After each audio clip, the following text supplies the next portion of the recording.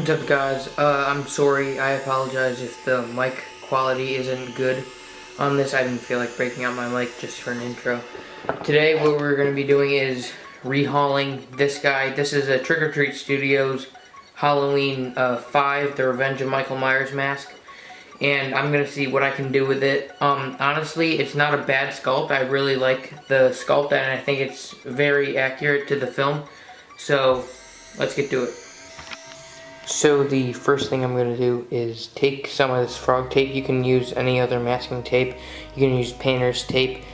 I'm going to tape off these eye holes because it's like nylons behind the eyes, so we don't get like any paint on those, because it would ruin the whatever you want to call those, nylons. So I realized you didn't really need, like a base coat on there, and I decided not to tape off the eyes, because what I'm actually going to do is the same color. I'm going to take some liquid latex and mix it 1-to-1 ratio with some black acrylic paint, and then water that down to make like a black wash, and I'll show you like the process of doing that.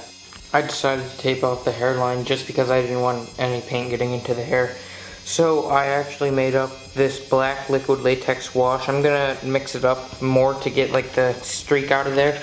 And then I'm gonna paint it over. I'm gonna take, if a dry paper towel doesn't work with getting it off, I'm just gonna take a wet one and wipe most of it off, just to try and like leave the mud that's supposed to be there like it is in the film.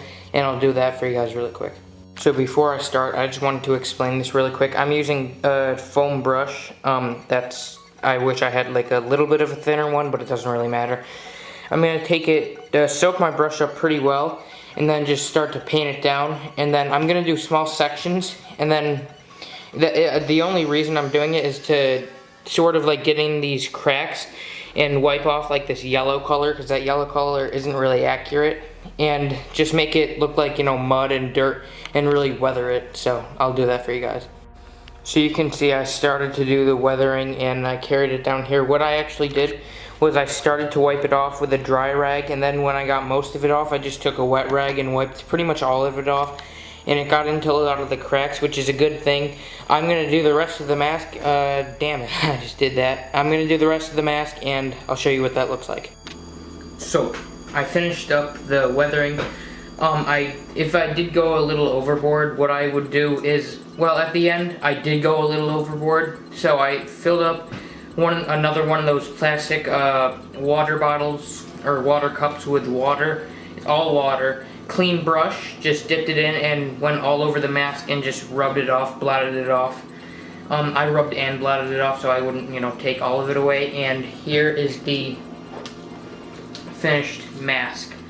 You don't really have to do anything with the hair. You could put like hairspray to help it keep its shape instead of just, bouncing around like that, which happens sometimes. But you know what? I like how it is. I know I still have the tape on here, but whatever. As you can see, it really got into like a lot of the cracks. It did stay on like a lot of the latex bumps, and but it's alright. I don't really care.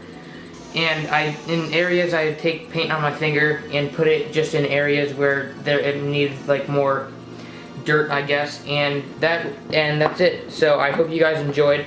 I have a whole bunch of October uploads coming your way. I just finished up this part 3 Jason mask. I'm finishing up the video. It's going to be uploaded October 1st to kick off that month of scariness, my favorite month of the year. So I hope you guys enjoyed this video. If you did, you know what to do. I'll see you later. Have a great night.